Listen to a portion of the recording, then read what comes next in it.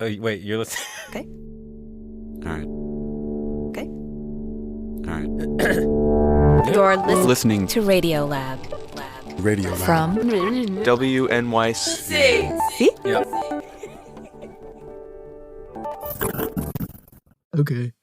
Okay. This is Radiolab. I'm Lulu Miller. I'm here with valiant producers Matt Kielty and Annie McEwen. Hello. Hello. Hi. All right. Okay. Why are we here? What are we doing? Okay, so today what we're doing is this. This thing right here. That's right. This. Here. What? Well,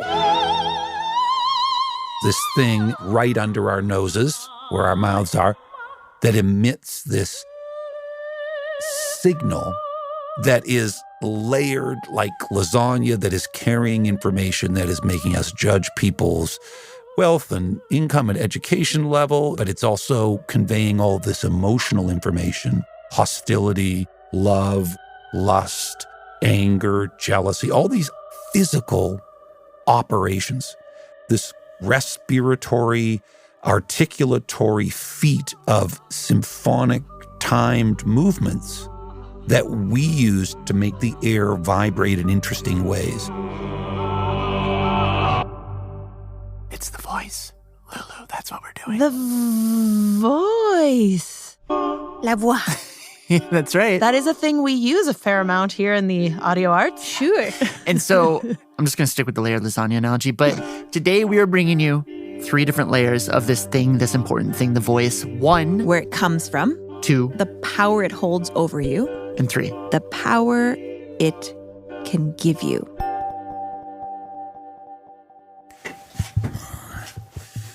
So, where it comes from. Ah, I should put these on. This is actually a story that came to us from this guy, Oh, that's turned down. Let's see. Let me turn the headphones up. John. Wait. You need to introduce yourself. Oh, yeah. My name is John Colapinto. I was a longtime contributing editor at Rolling Stone, longtime staff writer at The New Yorker. And a few years back, John wrote this book about the voice. I did. It's called This Is the Voice. Great book. What a title, too. Isn't that grabby? Which kind of set us off in this whole episode because in it is this really gripping chapter about The very, very beginning, the very, very beginning of voice. which emerges first with a particular species of fish. And you say, fish, you got to be kidding. But no, I'm not. You got to be kidding You me. gotta You be gotta kidding, be John. kidding. Get out of here. Stop it. So- Pulling our leg, John. About 400 million years ago, Before there were humans, before there were mammals, before there were dinosaurs, It was the age of... fishes. the age of fishes. Who named that? Darwin's 4-year-old? There were a lot of fish. A lot of different species, and the particular one was living in sort of swampy areas. These areas where there wasn't a lot of water. It's pretty shallow. And they found themselves, these poor fish, in periods of drought, Suddenly, completely landlocked. doomed. They only can breathe underwater. They don't have a means for extracting oxygen from the air. And so these fish, They would flop. they would gasp. They would die. I'm just picturing a sea of fish, like... Yes. It's horrible to witness them suffocate to death, which is literally what's happening to them. But, and as Darwin pointed out, all species evolve from random genetic mutations. And I mean, it's so hard to wrap your mind around the randomness of it all, but that's the way it was. So you've got a fish Who one day has a random mutation. that creates this little pouch in its throat. So what happens is the next time there's a drought, this fish can open its mouth Suck in the air. and that air goes down its throat into this hole, into this pouch. That would literally permit oxygen to pass through it into the bloodstream of the fish and keep it alive. Wow. Yeah. It's what we've come to think of as the first lung. Why didn't you give a little? The universe's first lung. Well, because it seems like you have a fish that mostly prefers to be in the water, right? 100%. But now it has this hole in its throat that leads to this sac. Yep. It's like hole, good, bad hole. You got it.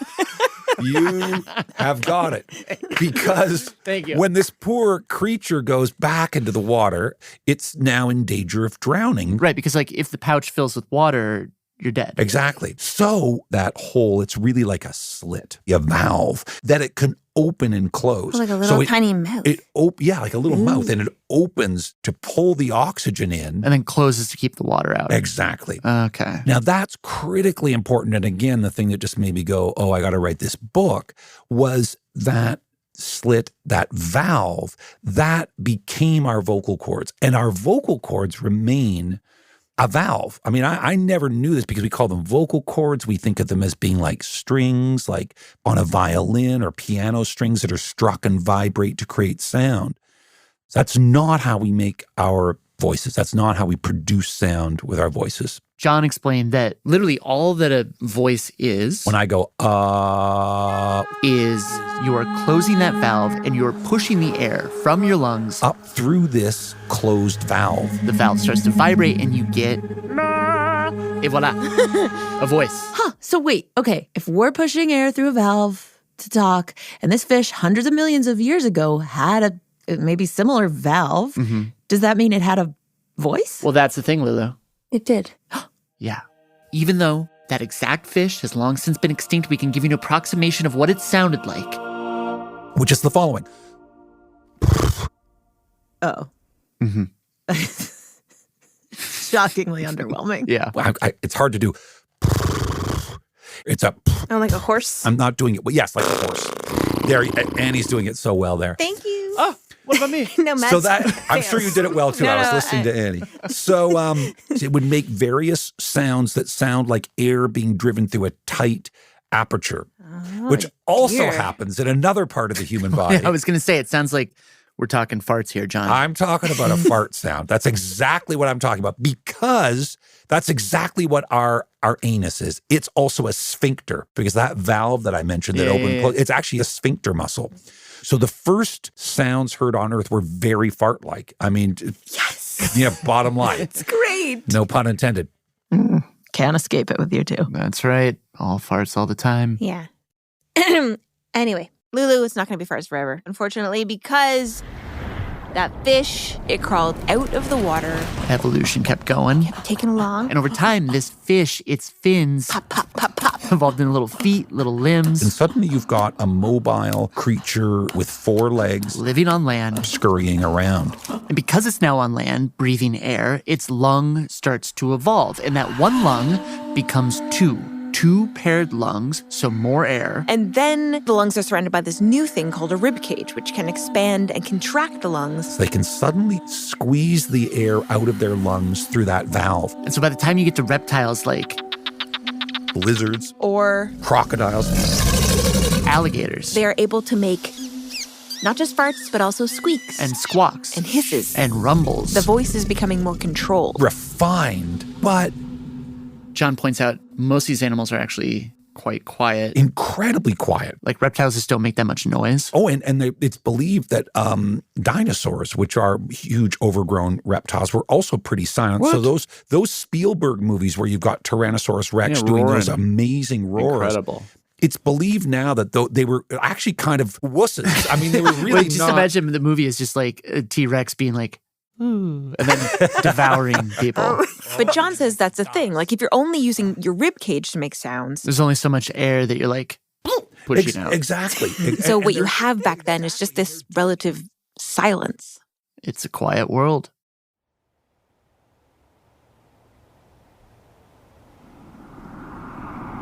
But that all changes. When a huge asteroid hits the Earth, Almost everything dies. but crawling up from underground were the earliest mammals, They were tiny. They were like little mice, some of which had spent most of their lives climbing up trees, running from dinosaurs. burning up oxygen at an incredible rate. And so they had evolved this really powerful muscle called the diaphragm that sits below the lungs that allowed them to take in air and push it out. Rapidly and powerfully. This would kind of change everything. Because even though you had these tiny little itty-bitty mammals that had their tiny squeaks, over time, as they evolved into bigger mammals with bigger lungs and bigger, more powerful diaphragms, you'd get bigger sounds, more air. And John says at the same time, that valve, that slit in the throat, all of a sudden it's being refined. Little bits of cartilage appear on it, and so do these folds. Which now enable, through a complex like twisting and moving back and forth of those cartilages, you can stretch the vocal folds to create a higher pitched sound. You can loosen and slacken it for lower sounds. You can actually tense it for growling sounds. You can sort of make the vocal cords stiff for this popping air through the vocal folds. John says all of this means that the voice is becoming more and more of a tool for those things that drive evolution. Like asserting dominance, fighting off rivals, showing affection, wooing mates. The voice starts communicating basic emotions. And the other thing is that mammals, the way that their young feed is on mammary glands. A breast. That's new with mammals. So the action of affixing lips to a nipple and then coaxing milk from that nipple with very specific rhythmic lip movements, but then also coordinating the tongue to sort of get out of the way to let the milk come in, but then rippling the tongue in complex ways in order to make the milk pass down into our stomach is an amazing system of muscles in the mammalian face and throat and tongue. And so if you're an animal with a big, complex brain, John says you can start doing things like hitting the tongue against the back of the teeth for tuh and duh, popping the lips for puh, or holding them closed for Or you can start making ha, he, hid, vowel sounds. It's literally the posture and shape of the tongue. It's over 400 million years. From diaphragm to lungs. To that valve. That open and closable slit. With all its little folds. To facial muscles and so on. This whole system from your gut to the tip of your tongue. That we would eventually recruit for the act that I'm now performing. These symphonic time movements. To speak. And that's what I love. 400 million years of evolution to all these parts of your body that eventually allow you to escape your own body. You can project yourself out in the world. You can convey thoughts, ideas, feelings, emotions, and all of it is distinct to you, to your physical body. Like your voice is you. Yeah, your sonic fingerprint. Yeah, like a sort of face. A face shooting out of your mouth. Little rosy cheeks flying in the wind. Good morning. I'm not right. And I'm sweating. That's what I'm trying to tell you. From a fish all the way to this. The voice is just, it's everywhere. Like we hear it from the second we wake up, if you live with anyone. And even if you don't, you know, everything's talking to us. And we just get so acclimated and adjusted to kind of a constant onslaught of voices in our life. That you can sort of forget that they're meaningful. And why they're important.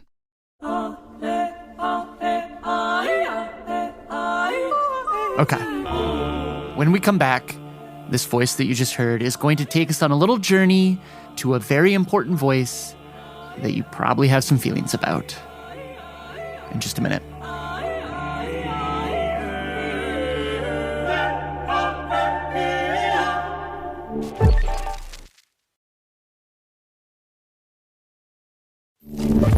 Radiolab, Lulu, Matt, Annie. Okay, back from break. Took a little break. Took a break.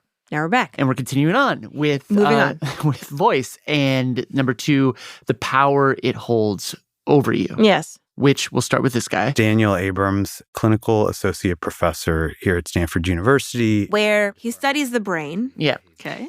But he kind of has like a weird career trajectory. Yes. Out of college, I was what's called an acoustical engineer. One of those people that like when you build a building. Sit around and stare at drawings of buildings and, you know, the HVAC components of buildings. You basically do some math to make sure that the air conditioning is like not like just too loud in parts of the building. Yeah. And that wasn't enough for you? No, it sounds super sexy work. Something about it didn't click for him. I realized I wasn't cut out to be an engineer. But he did like spend a lot of time thinking about sound. And not just kind of any old sound, but the sounds that are really important to us as human beings. And in particular, how does the brain make sense of the sounds that our ears detect? Sounds such as A voice. And in particular, a very special voice. mom's voice. Mother's voice. Okay, that sounds icky. Well, it's certainly a loaded term, right? But Daniel's basically like, a mother's voice is one of the first voices that you hear in your life. And studies have shown that children are actually able to recognize their mother's voice before they're even born. So like in the womb, right around 18 weeks, ears poke out of the side of the head of a fetus. And researchers have done studies showing that when the fetus hears the voice of the person who's carrying it, its heart rate starts going way faster. And it's kind of inferred that the fetus can recognize what we're calling mother's voice from other voices. Huh. And What is the beating heart? Sorry, go ahead. Oh, sorry. I just, why would a heart beat faster? I guess anxiety. Yeah, truly. The truth is that no one really knows because it's a fetus. But it was clear to Daniel that this mother's voice was powerful. And so what Daniel wanted to know is, okay, what is this powerful voice actually doing in, say, the brain of a kid? So at this point, Daniel's at Stanford, and basically what he and his team do is they get these kids at a range of ages between 7 and 12. And then they had the mothers of these children come in for a voice recording. Then Daniel would hand them a piece of paper with some words on it. Oh my God, wait, what am I saying? And tell them to read the words as if their child comes up to them at a museum and says, Mom. What's that weird thingy over there? And you would say, should I say that? Yeah, I think the whole phrase. Okay. Jimmy, whatever your child's name is. Oh, that's a Kibarashalt. Kibarashalt.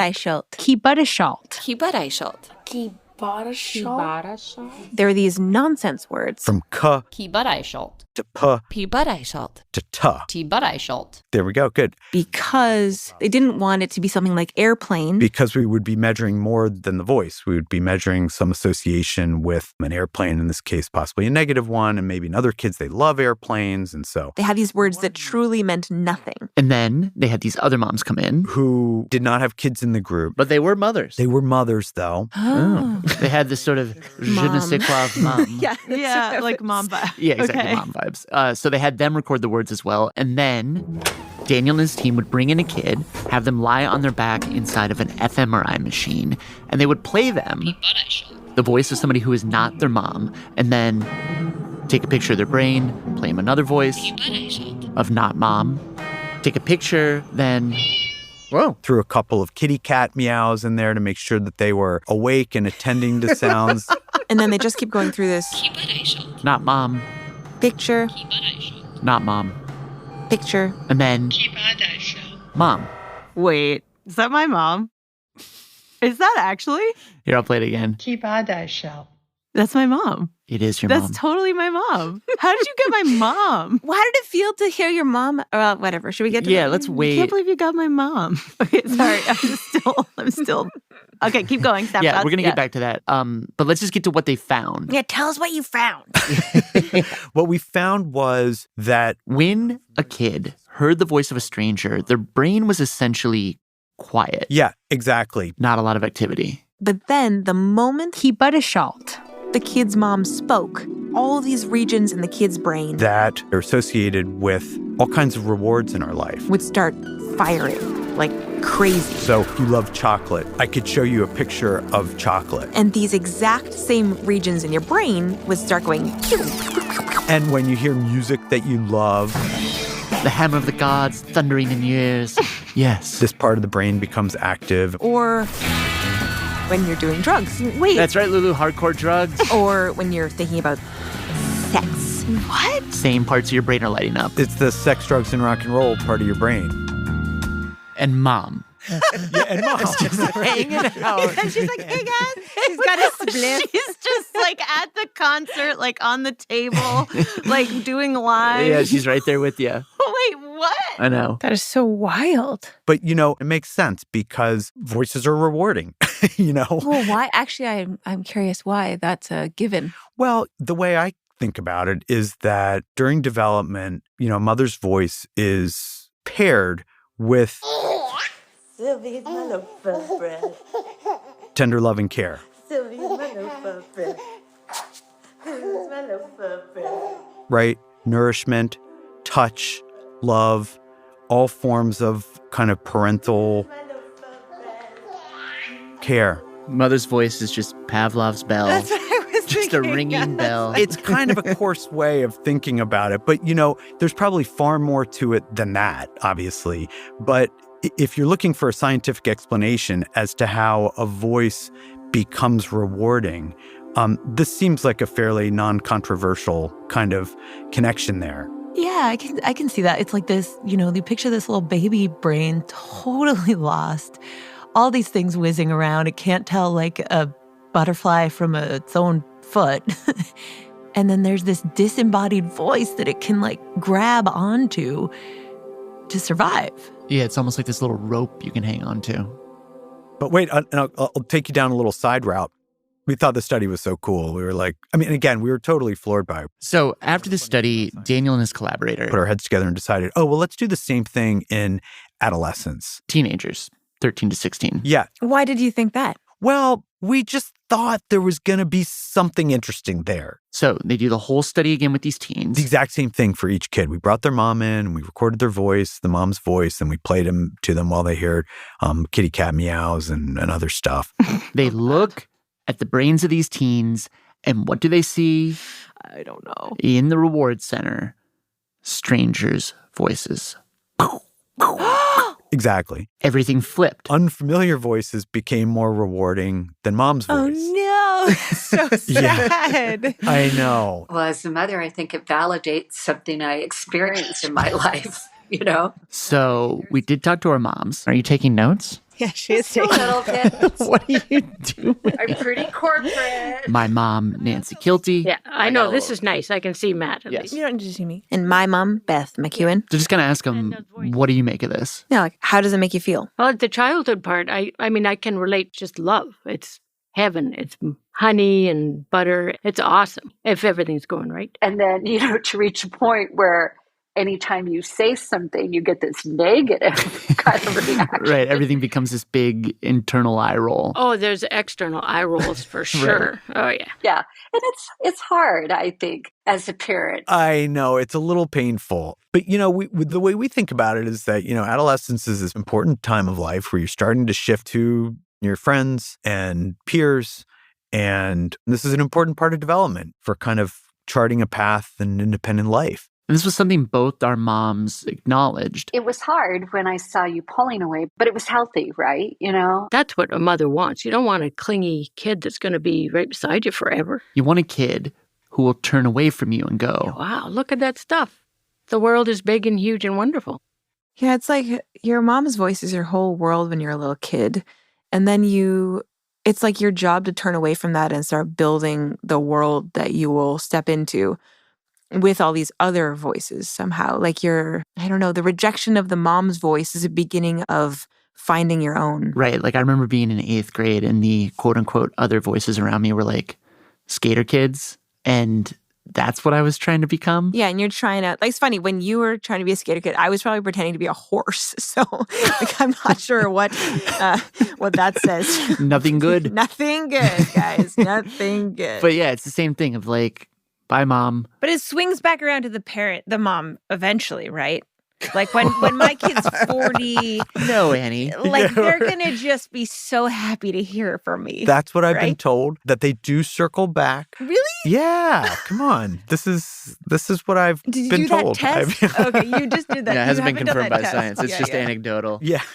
But Daniel says when they did do that study with the teens, Oh, yeah. No. the results showed that mom's voice is still in that pleasure center. Yes. Mom doesn't get completely kicked out of that part of the brain. It's just now that she's a little bit quieter. It's interesting because, like, when I heard my mom's voice when you guys played it, I felt like preternaturally comforted.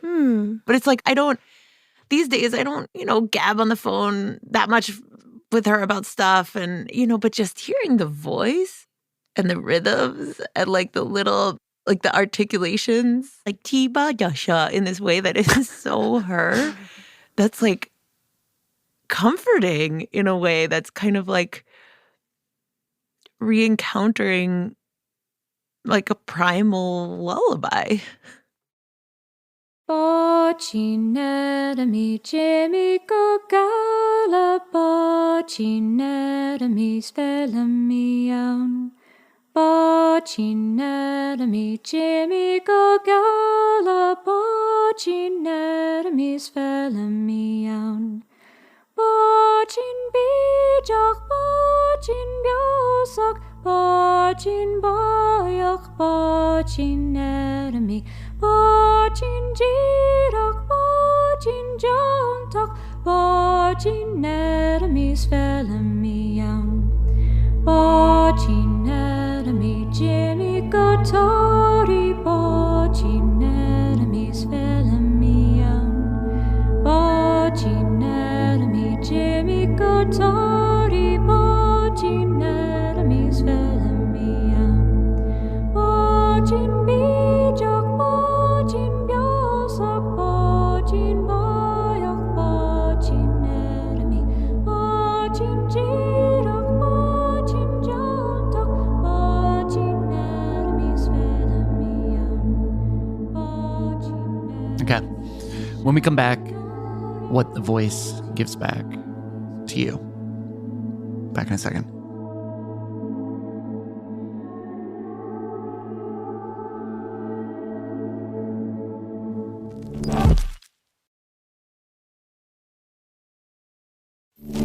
All right, so I'm Lulu Miller, back with I'm eating a protein bar. producers Matt Kielty and I'm eating a banana. Annie McEwen. 2 different people, 2 different worlds. Back with our episode on voice. Okay. So, final story about what the voice gives you. Maybe also kind of like what the voice takes. And Lulu, we're going to start with you. Yeah, I mean, I guess so. This begins with Away we go. one of my favorite voices out there. The Godfather. Funny woman, punk. And all around troublemaker. The MacArthur Award-winning activist and writer, Welcome, Alice. Alice Wong. How you doing, Alice? I'm alive to mouth. How about you? And years ago, we sort of became Do you have a jumper? Did you just dial it? friends. Hi. Started a book club of 2. I know. Oh my God. Collaborate on work together. Why don't I go through it once and then give you anecdotes? She performed this essay for us about how she has muscular dystrophy, how she uses a ventilator to breathe, Yeah, and I want to get to the point which has given her this very distinct voice, where we don't even have to defend our existence. which she uses to fight for disability rights and to shine light on disabled writers and artists, inventors. The world is ours, and this is for all of us. Anyway, so that's Alice. And then in the summer of 2022, I saw that she had posted this photo of herself online. She was in a hospital bed with all kinds of tubes and wires coming out of her, and she did not look well. She had a caption about how she was in the ICU, and then she just went dark. And it wasn't until a few months later that I finally heard from her. Oh, Alice, it is so good to see your face. How are you doing? Like are you hurting right now?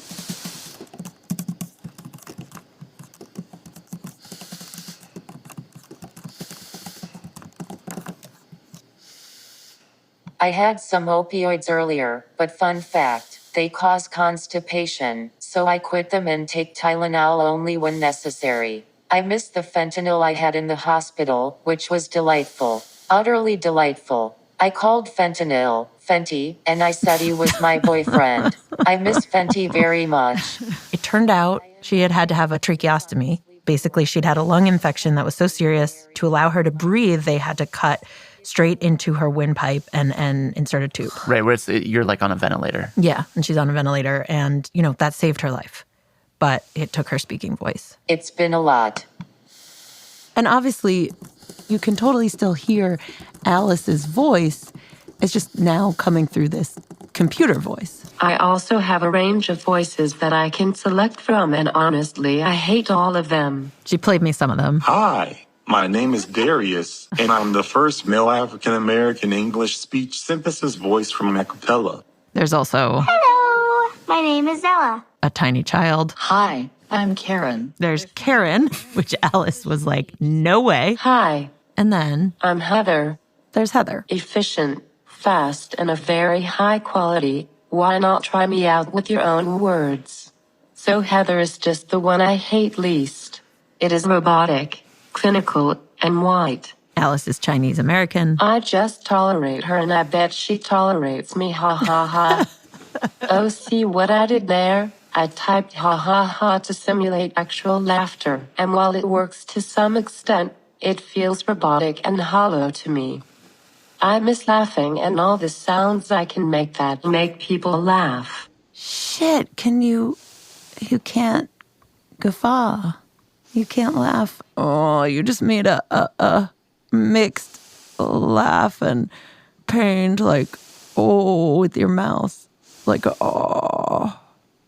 Does it feel different, though, without the sound? Like, does it detract from the experience of savoring the humor?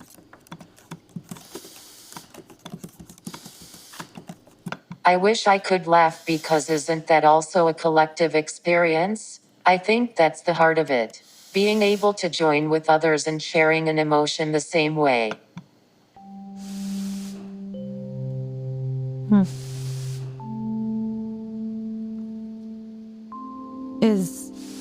Is your speaking voice lost forever?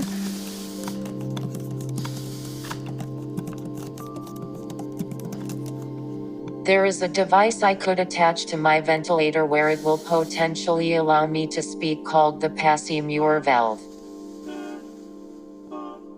And in a way, that's what this story is really about. This tiny piece of plastic with odd existential potential that would come to have a profound and kind of unexpected effect on Alice's life. So flash forward.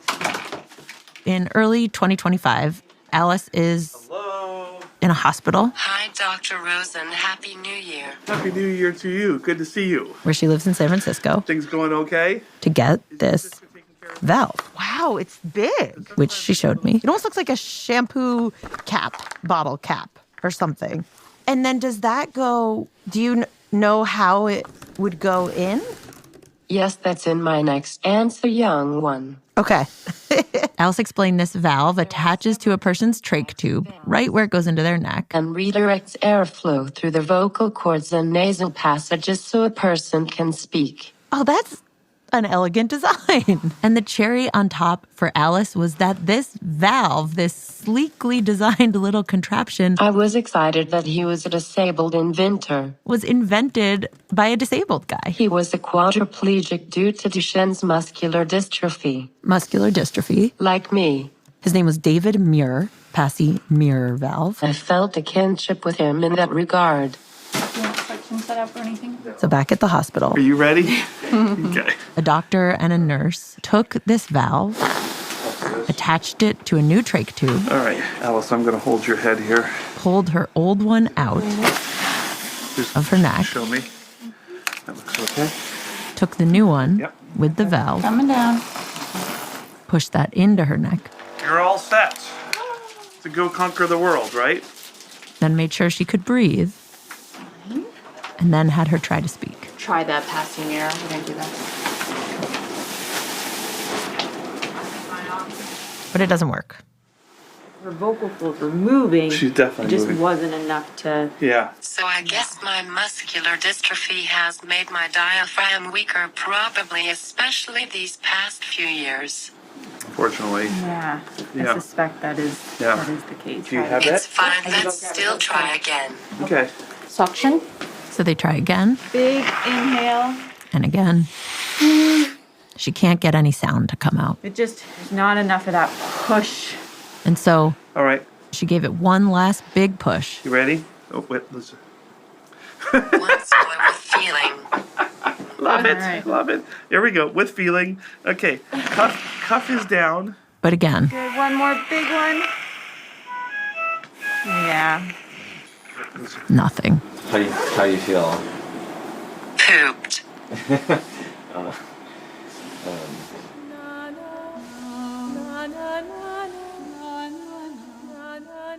So we were able to record that day. This was actually Alice's 5th attempt to use the valve since she went into the ICU in 2022. Oh my gosh. Yeah, 5 different times of trying this thing that promised to give her voice back and failed to give her voice back.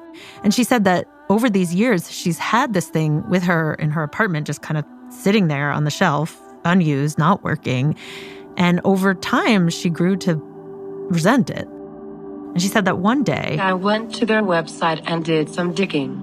And she found some writings by its inventor, this guy, David Muir. Talking about the value of this valve. Writing about the power this valve holds, how it can really give people their life back. What it can do as if it's some miracle solution. And that the mission, the whole point of this valve was, quote, dignity through speech. Dignity through speech. The phrase dignity through speech gave me pause. And Alice ended up publishing this open letter addressed to David, who she learned had died back in 1990. David, isn't there dignity in silence too? Silence does not mean a person is voiceless, as there are millions of non-speaking people who use gestures, sign language, writing, technology, and other means to communicate with the world. I live in a world of silence that is not lesser or devoid of richness. My reality is just different. And she said going through that process of writing to him, imagining him, also left her with all these questions about him. I'm so curious if he had disabled friends or was connected to community. Of how the two of them could be so similar and yet so different. David Muir is a mystery to me. There's almost nothing about David out there. He's sort of this forgotten, disabled inventor. And so I told Alice, well, maybe we could unravel this mystery. Maybe we could go report it out and figure out who he was and how he came to these ideas about voice and the concept of dignity. And then... Lulu, are you close to your delivery date? So close. I was useless. Yeah, thanks a lot. I went on maternity leave for the full 6 months, babies. Beautiful. And so you guys picked up the torch, the reporting torch. Yeah, and it took a while, but eventually... Oh, are you showing up too? Hello. We got in touch with... Annie, I don't know if you want to kind of either start or say more. Well, I was there when David was born. Oh. All right, let's start there. June Muir and Don Muir. You're David's father? Yes. I presume. I am. David's parents, who live outside of Phoenix and seemed actually just like really excited to talk to us about David. I think because they don't often get the chance to. Well, when David was born... This was in 1961. The doctor said, this guy is going to be a football player. He had like really strong, defined muscles. Like somebody that had been doing major calf raises at the gym. Little jacked baby. Yeah, little jacked baby. Okay. But in the first year... He had some problems that I noticed when he started walking. So, for instance, like most kids... You know how they take their little fat feet and they just sort of plop them down? Yeah. When David lifted his foot to take a step... He would halt. Hesitate. Then put it down.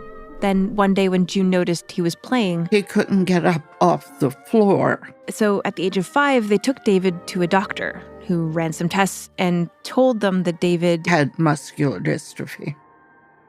And the doctor was describing what was going to be happening and how he was not going to be able to walk and finally not be able to breathe, and the heart wouldn't work because they're all muscle.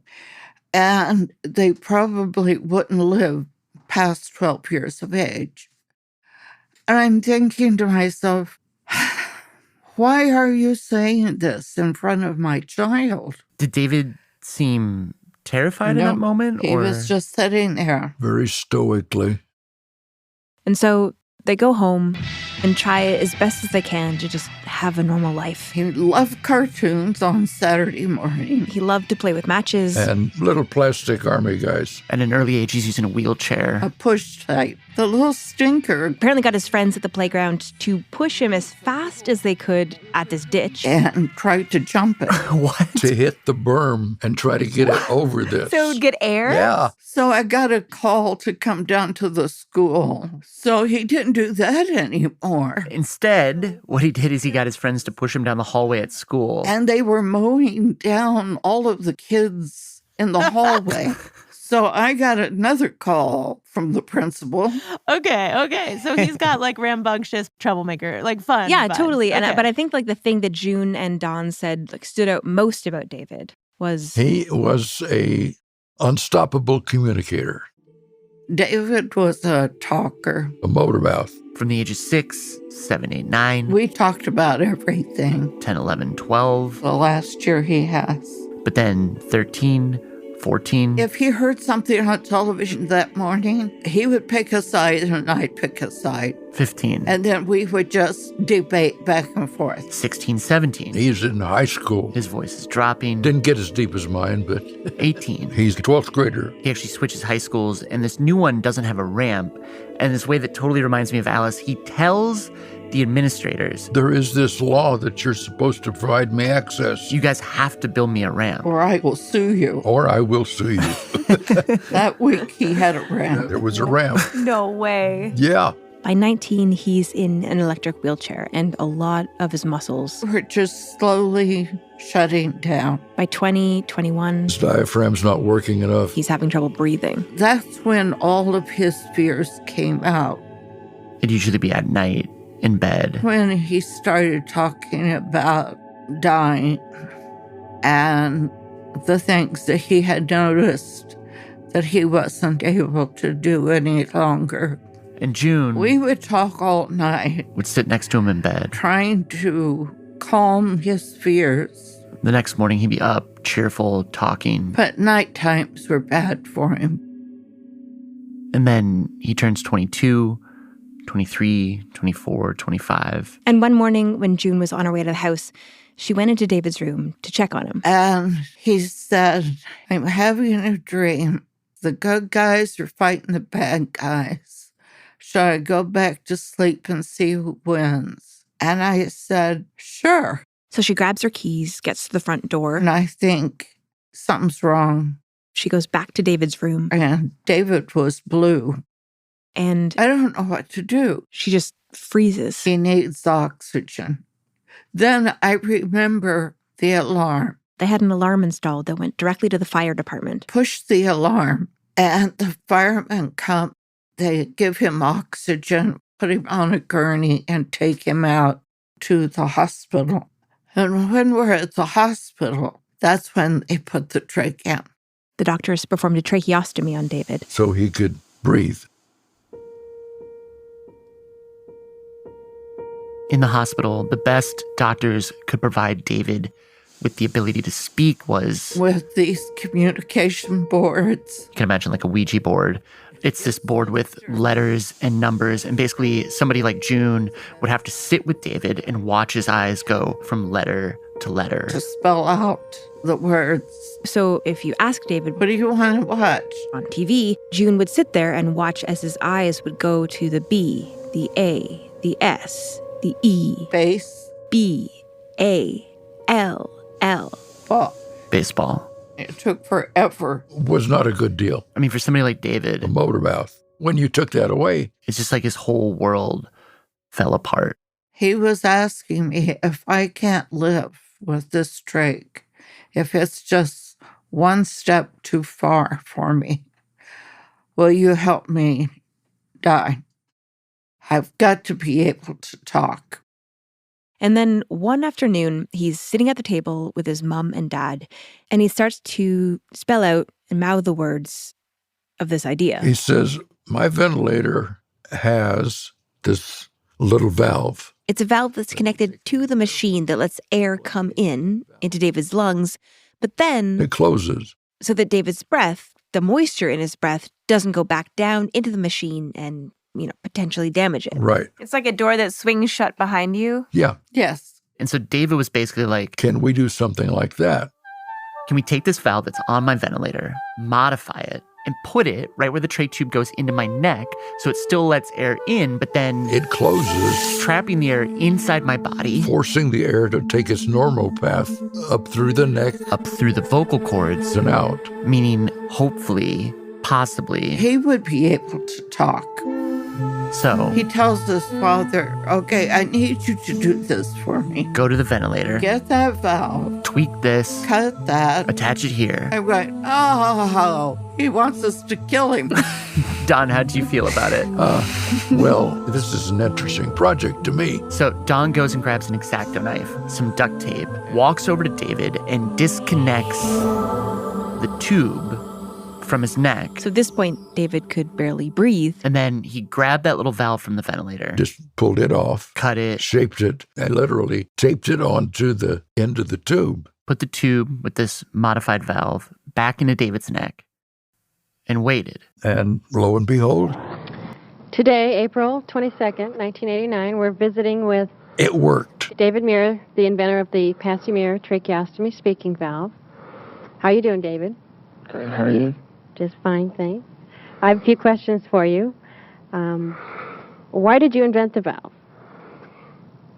Out of pure frustration. You needed to speak. I had a respiratory arrest. And after that, I wasn't able to speak. All the air just escaped, and very frustrating. So I decided that if I could just keep the air in, send it to my vocal cords, then I'd be able to speak. Wow, it's like a little bit soft, but super, like, it just feels like it has all the complexity of voice. Yeah, like you can hear a real personality there. I wonder if he could laugh. You want to take a look at that? Well, so there's this moment where they hand him this book that has a picture of his valve in it. Very good. Yeah. What's up? Oh, yeah, he just did. Okay, he just chuckled at the book. Yeah, this little chuckle. Huh. I mean, it's like the thing...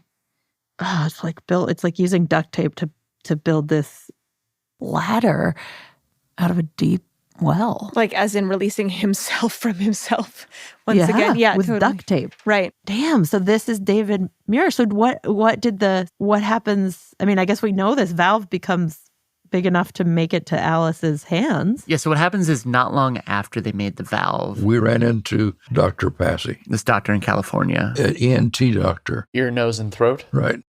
And he's like, I can help a bunch of people with this right now. And so they patent the valve and they form this company. And David... Initially, he was one of the order takers. Don had set him up in his room with a computer. Where you could talk into the computer and it would write. And he would process orders for this valve he'd created. And it just evolved from there. And over the years, this valve would be given to patients... You want to sing a song? Young and old. Yeah! Let's do the wheels on the bus go. Wow, wow, wow. There were even cases of infants who couldn't make a noise. Because of the trach they had. You want to talk to Mama? So parents would have this valve attached to their trach. Talk to Mama. And they could hear their baby cry for the first time. Agnes, what was it like to not have your voice when you were on the ventilator without your valve? Horrible. And there's all these testimonials online. The worst feeling ever. Of these different people with trachs. Just laying in the bed and not able to speak. Who got their voice back from this valve. Thank whoever invented this. It's just so much better. It's made a lot of very unhappy people be able to live again. I'm so grateful. It was like a switch had flipped. Suddenly, David. He was just happy. And he said, I thought I was just doing it for me. But there were all these other people out there waiting to have that. He says, I know why I'm here.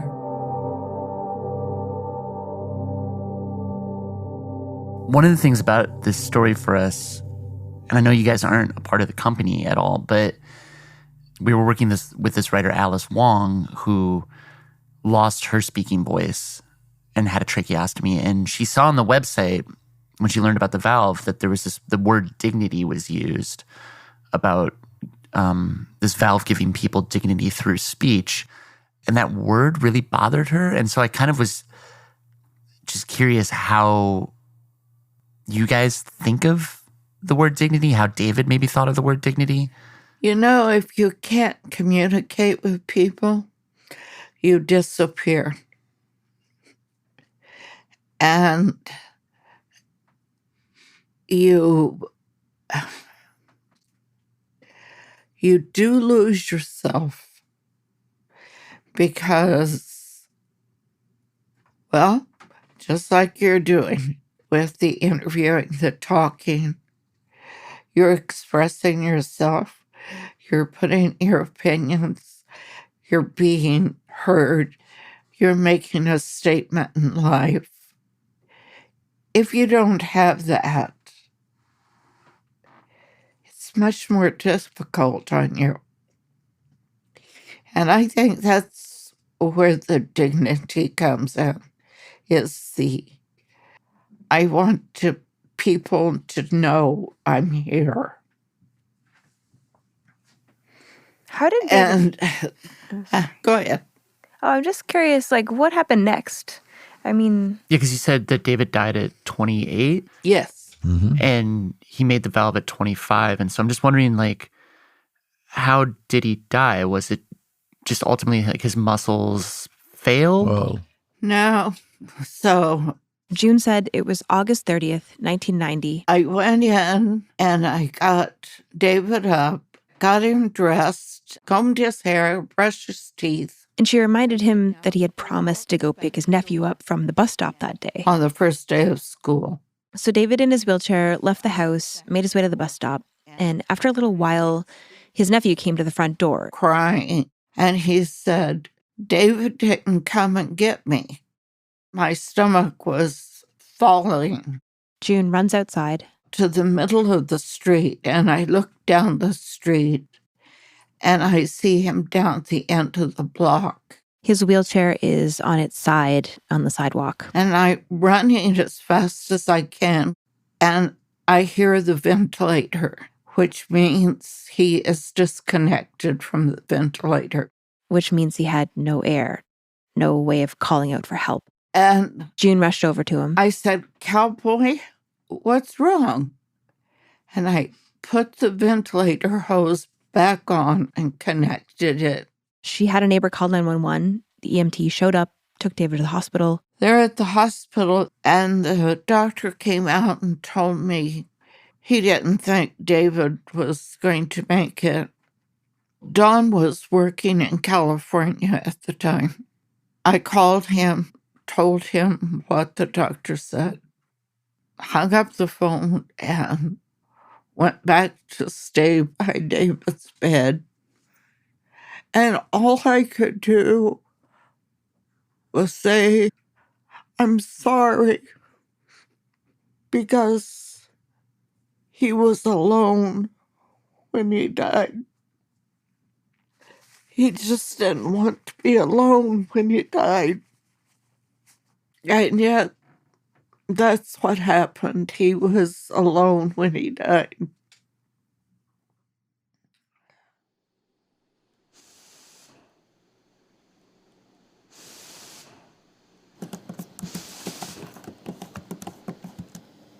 The way David died is one of my biggest nightmares. So we played all that to Alice. Oh, wow. Falling and having your ventilator disconnected or malfunction while in public. She said, like David, she has alarm systems in place, and she even pays a speaking person to be with her at all times who could call out for help. But these systems will never replace the ability to scream for help, and the loss is real and it's terrifying.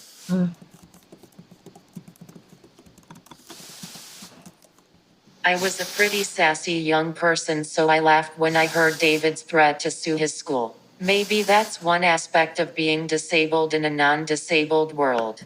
The aspect being what exactly? I guess we have to be tenacious and pretty daring in order to get the bare minimum, which in many ways drives us in our ambitions. He created something out of a personal need that helped many disabled people, which is so rad. Does learning about him as a person change your feelings or some of your frustration with that phrase, dignity through speech?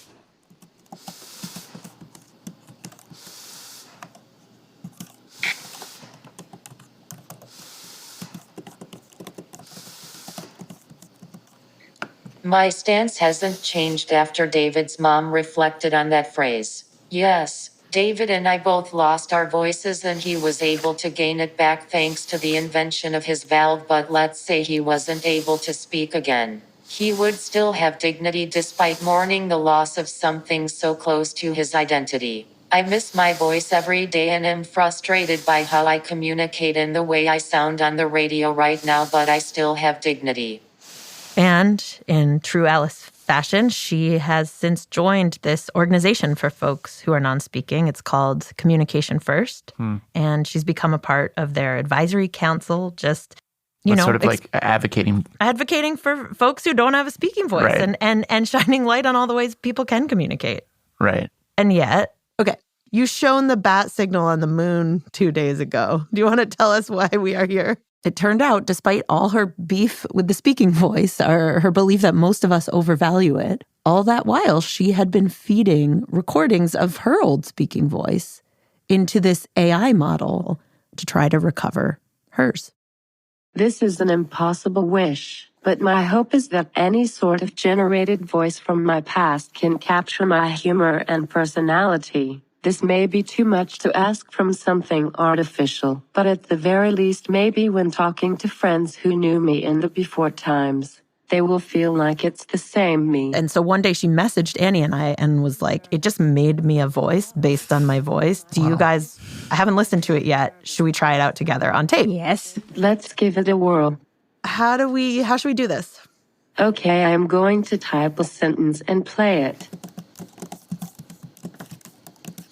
And? Hello, Lulu and Eddie. This is the voice created by AI. Oh my God. It was eerie, right? Yeah. That's not you. And like the part I remember the most is that it included her breathing machine. Like it included the very unique voice that she had. Yes. What do you think? Okay, what do you think?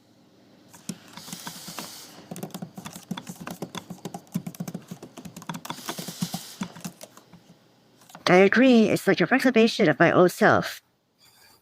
And the old self that was always a part of me that didn't get a chance to come out. Of course, I can't go back, but this is a tool that might be helpful adjusting to this new way of existing. I wonder if a good analogy is with cosmetic surgery. This is something I don't really need to live, but it makes me feel a bit better about myself. But here's the thing. Alice. A few months later, when we check in again, how are things over there? Good to see you. She's not using it. She doesn't want to use it. In part, she said, because the more she thought about it, she realized that it's no longer who I am. That is a question I've had throughout all of this, though. Like, is you inside necessarily any different just because the mode of getting you to the outside has changed?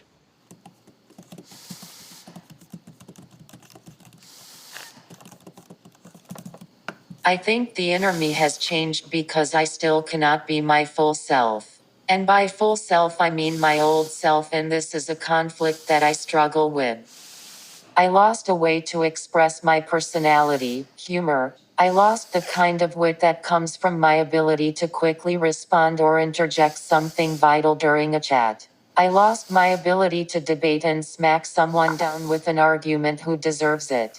I lost that sense of freedom, looseness, and messiness.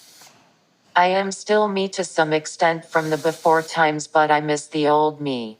I am changing, we all are changing, and I hope I am becoming fuller and a truer reflection of the inner me, but that's a work in progress. I'm wondering, what are you noticing that's changing or becoming this truer version of you?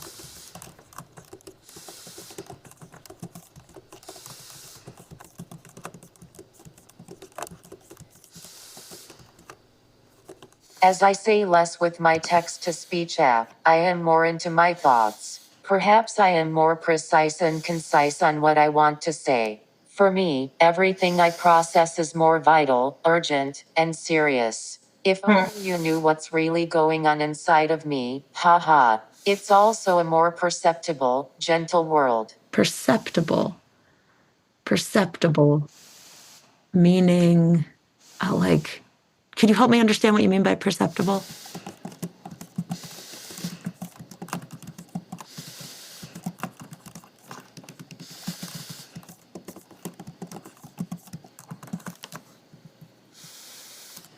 I am sensing and seeing and feeling more now that I am in the solitude of this silent world. I am taking in a lot, and perhaps because I am not communicating fully, I am absorbing things more than before. Like, for instance, Alice explained this moment with a friend of hers named Latif, who also uses a computer-assisted voice. They were at this party together. I am a party animal, and we do meet up at events or parties. And she said they were sitting at the dinner table amidst all the people talking. She was watching as Latif's attendant helped him eat. A luscious piece of sea bass. He was eating, and we were looking at each other in this moment of pleasure and understanding amidst the din of chattering, speaking people. We had a conversation that was complete in itself.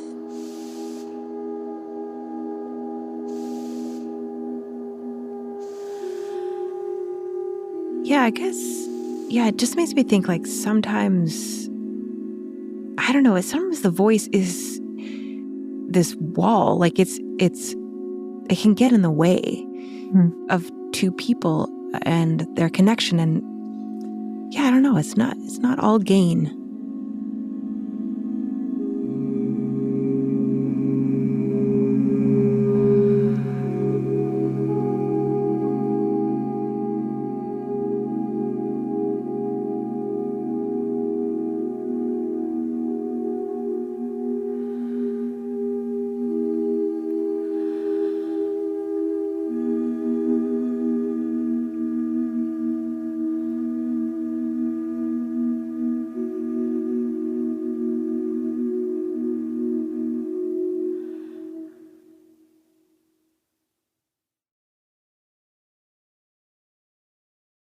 Alice Wong. Her most recent book is called Disability Intimacy. Her memoir is called Year of the Tiger, and her website is disabilityvisibilityproject.com. You can head there to learn more about everything she is noticing and perceiving. This episode was produced by Matt Kielty and Annie McEwen. It was also reported by them and sound designed by them, with additional sound design by Jeremy Bloom. Original music by Matt Kielty and Jeremy Bloom. Mixing help from Jeremy Bloom. It was edited by Alex Neeson. Fact-checking by Anna Pujol-Mazzini. And big thanks to Wren Farrell, who recorded our conversations with Alice over many years. Thank you, Wren. And also to Roomful of Teeth, the very talented musicians and vocalists who you hear a lot of throughout the episode. A special shout out to Amanda Crider for helping us get our hands on this music, composed by Caroline Shaw, Judd Greenstein, Leilihua Lanzilotti, Rebekka Karijord, and Michael Harrison. And then a special thanks to Hector Espinal and his parents, Crisaly and Hector Espinal. Hector was our young child in the museum. Wonderful acting. And finally, special thanks to you, our listeners, for supporting us. It has been a deeply unsettling summer for Radiolab and public radio across the country. As you are likely aware, Congress voted to eliminate all federal funding for public media in America for the first time in history. And for Radiolab and New York Public Radio, which produces this show, we cannot count on this funding to come back in the future. But while we may be defunded, we will not be defeated. And this is where you maybe, just maybe, come in. The best way that you can support Radiolab is to become a lab member. This is our membership program. For as little as $7 a month, a fancy coffee a month, you can become a lab member. And as a thanks, you get all kinds of perks and extras like ad-free listening, bonus content, and as of right now, an extra big tote bag. Our newest producer, Anissa, designed it. She drew it. She's a genius. She's very multi-talented. She could do radio, multimedia, and we didn't know it, but also drawing. And she designed it. And wow, it's so pretty. Isn't it gorgeous? Oh, it's much more mature. Describe what you see. Ooh, I see. What's the theme? Oh, what theme fishes. Are you detecting? The age of fishes. Well, I guess not. Yeah, they're not all fish. Well, yeah, there's some. There's a seashell. There's a starfish. or a sea star as they're called, there's a squid. So, okay, so we looked back. The reason is not just because it would make a great beach bag, but we looked back and we realized we had like a secretly incredibly aquatic year. So each creature represents a story. Can you pick any out? Where the fart is the shark? That's what I want to know. Oh, there is a shark. No, there's a shark. That thing in the bottom left is the scientist's best guess at what an ancient shark might have looked like. Like the one from the shark inside you that like inspired all of our immune systems. Oh. That's it. So the one bottom left is an ancient shark. Can you guess any other ones? Pufferfish, eel. No, that's not Neil. Sea star? That's not Neil. It's not Neil. It's a lungfish. Oh, right. Is that a squid or is that Annie's octopus from the That's a Octomom? squid. What did we do about Squid Story? That is a baby octopus. That is? Which is an Octomom reference for you, Annie. Why is there a seashell? Don't ask about that, please. What about the top left? He's like, la la la la. The top left. Not to brag, that's my guy. That is the singing fish, the toadfish, the ugliest fish in the sea, that sings out to attract our mate, and we put him in our Screaming Into the Void episode. I did a little essay about him, but yeah, there are all kinds of references to other stories. It's kind of like a secret code, all rendered in this beautiful blue, and it is big. It is a big tote. I wonder if it could fit a toddler. Oh, I think it could, but would not recommend. Pack one in there. I think, for sure. Maybe like in the way that like a doggy bag, like the toddler could put his little head out. Yes. Yeah, I think so. Yeah, and they get a little coffee. Yeah. But please, if you would like this jumbo tote, if you would like to support our voices, go and sign up to become a lab member. It would mean so much to us. Just head on over to radiolab.org/join, radiolab.org/join. See if it's for you. That was our show. Thank you so much. See you next week with more stuff that hopefully makes you think more deeply about this world and the sounds within it and the sounds that come out of you. Anyway, bye. Thanks. Hi, I'm Jonathan and I'm from El Monte, California, and here are the staff credits. Radiolab was created by Jad Abumrad and is edited by Soren Wheeler. Lilda Miller and Latif Nasser are our co-hosts. Dylan Keefe is our director of sound design. Our staff includes Simon Adler, Jeremy Bloom, W. Harry Fortuna, David Gable, Maria Paz Gutierrez, Sindhu Yanam Sambandam, Matt Kielty, Annie McEwen, Alex Neeson, Sarah Kari, Sarah Sandback, Anissa Vitsa, Ariane Wack, Pat Walters, Molly Webster, Jessica Young, with help from Rebekka Rand. Our fact checkers are Diane Kelly, Emily Krieger, Anna Pujol Mazzini, and Natalie Middleton. Hi, I'm Monica, and I'm calling from Mexico City. Leadership support for Radiolab Science Programming is provided by the Simons Foundation and the John Templeton Foundation. Foundational support for Radiolab was provided by the Alfred P. Sloan Foundation.